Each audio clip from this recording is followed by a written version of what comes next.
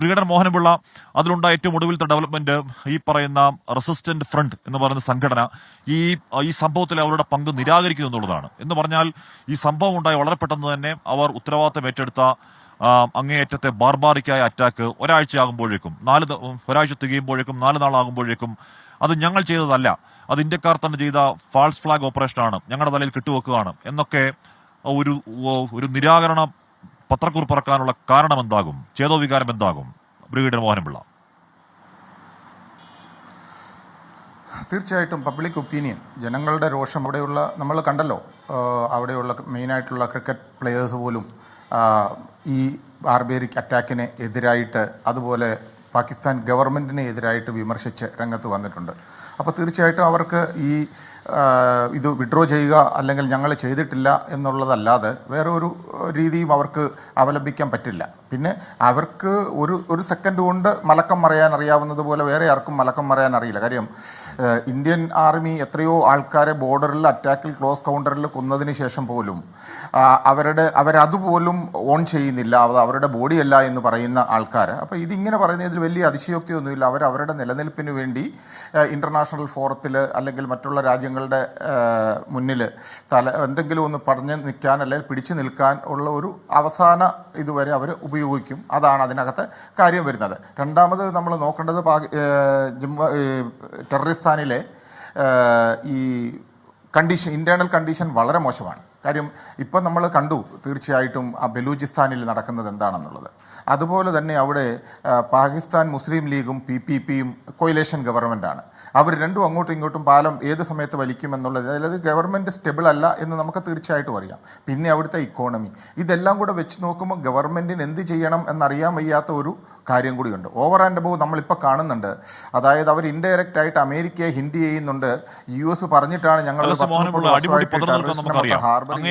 അങ്ങേയറ്റം ഭിക്ഷാപാത്രം എടുത്തു നിൽക്കുന്ന ഒരു രാജ്യമായി പാകിസ്ഥാൻ എന്നുള്ളവർ നമുക്ക് എല്ലാവർക്കും അറിയാം. എന്നിട്ടും ഈ മുഷ്കിൽ എന്തെങ്കിലും കുറവുണ്ടോ? ഓർത്തു നോക്കൂ, അവിടുത്തെ പ്രതിരോധ മന്ത്രി ഞങ്ങൾ ആണവ രാഷ്ട്രമാണ് എന്നൊക്കെ ഇതൊക്കെ ചെയ്തു കൂട്ടിയിട്ട് ഭീഷണി മുഴക്കണമെങ്കിൽ ഹൗ ഡെയർ എന്ന ചോദ്യം ഉയരുന്നില്ല ശ്രീ മോഹനപിള്ള. ഇവിടെ പാക് പ്രധാനമന്ത്രി ഈ പറയുന്ന ന്യൂട്രലായുള്ള ഒരു അന്വേഷണം ഞങ്ങൾ തയ്യാറാണ്, അത് ക്രെഡിബിൾ ആയിരിക്കണം, അത് സ്വതന്ത്ര ഏജൻസി ആയിരിക്കണം എന്നൊക്കെയുള്ള ഉപാധികളൊക്കെ വെച്ചുകൊണ്ട് അങ്ങനെ ഒരു ഉപാധിയൊക്കെ ഇറക്കാനും മാത്രം എങ്ങനെയാണ് അവർക്കത്? ഇപ്പം നമ്മൾ നോർമൽ ഭാഷ ഉളുപ്പുണ്ടോ എന്ന് ചോദിക്കാറുണ്ട്, ചർച്ചയിൽ ഉപയോഗിക്കുന്നത് ശരിയാണോ എന്നറിയില്ല. എന്നാലും എങ്ങനെയാണ് അവർക്കതിന് കഴിയുക ശ്രീ മോഹനപിള്ള? തീർച്ചയായിട്ടും അവരെ സംബന്ധിച്ചിടത്തോളം അവർക്കൊന്നും നഷ്ടപ്പെടാനില്ല ഹാഷിം. ഞാൻ അതിന് ഉദാഹരണം പറയാം. അതായത് വളരെ വ്യക്തമായിട്ട് പറയുകയാണെങ്കിൽ ഇന്ത്യ നമ്മൾ ഐഫോൺ, ലാപ്ടോപ്പ് ഒക്കെയാണ് എക്സ്പോർട്ട് ചെയ്യുന്നത്. അവരെന്തോ എക്സ്പോർട്ട് ചെയ്യുന്നത്? അവർ ടെററിസം എക്സ്പോർട്ട് ചെയ്യുവാണ്. അതുപോലെ നമ്മൾ സ്പേസിലോട്ട് ആൾക്കാരെ വിടുന്നു, അവർ ഭിക്ഷയാചിക്കാനായിട്ട് സൗദിയിലോട്ട് ആൾക്കാരെ വിടുന്നു. അവരുടെ കണ്ടീഷൻ അങ്ങനെയാണ്. അല്ലാതെ തന്നെ അവരെന്താ ചെയ്യുന്നത്? അതായത് നമ്മൾ ചൈനയ്ക്കെതിരായിട്ട് ശബ്ദം ഉയർത്തുന്നു, അവരുടെ എക്സ്പാൻഷൻ പോളിസിക്കെതിരായിട്ട്. പക്ഷേ പാകിസ്ഥാൻ എന്തുവാ വീണ്ടും ചൈനയുടെ കോളനി ആയിക്കൊണ്ടിരിക്കുകയാണ്. അപ്പം ആ ഒരു കണ്ടീഷനിൽ അവർക്ക് മേളിലോട്ട് വരാൻ യാതൊന്നുമില്ല. ഇനിയും ഒരു കാര്യം കൂടെ പറയട്ടെ, ഇവരുടെ ന്യൂക്ലിയർ കേപ്പബിലിറ്റി ഇന്ന് വരെ ആരും ടെസ്റ്റ് ചെയ്യുവോ റിയാലിറ്റിയിൽ ഉണ്ടോ എന്ന് പോലും നമുക്കറിയില്ല. ഇതൊക്കെ ഒരു പേപ്പർ ടൈഗറാണ്. കാര്യം നമ്മൾ ആ ഒരു പോളിസി ചേഞ്ച് ചെയ്തു എന്നാണ് എൻ്റെ അറിവ്. കാര്യം നോ ഫസ്റ്റ് യൂസ് എന്നുള്ള ഒരു പോളിസി വെച്ചുകൊണ്ടിരിക്കുന്നതാണ് നമുക്കൊരു പുറകോട്ടുള്ള ഒരു ബാക്ക് ഇതെന്നുള്ളതാണ് എനിക്ക് തോന്നുന്നത്. കാര്യം അവരെ സംബന്ധിച്ചിടത്തോളം ആ നോ ഫസ്റ്റ് യൂസ് എന്നുള്ള പോളിസി ഇല്ല ഈ ന്യൂക്ലിയർ ഇതിൽ വെച്ചിട്ട്. പക്ഷെ ഇതിനകത്തെല്ലാം അവർ ഈ കിടന്ന് കളിക്കുന്നതിൻ്റെ മുഖ്യ കാരണം ഞാൻ എല്ലാ ചർച്ചയിലും പറയുന്നത് പോലെ നമുക്ക്, അതായത് we laid all eggs in one basket, that is US basket.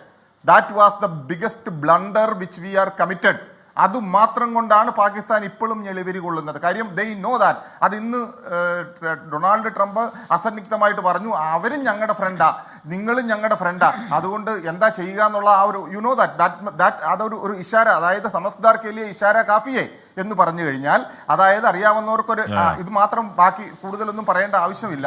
കാര്യം എന്തുകൊണ്ടാണ് ഈ പ്രൊവോക്കേഷൻ പാകിസ്ഥാൻ വരുത്തിയിരിക്കുന്നത്? ബിക്കോസ് ഒരു സപ്പോർട്ട് അവർക്ക് കിട്ടുന്നുണ്ട്.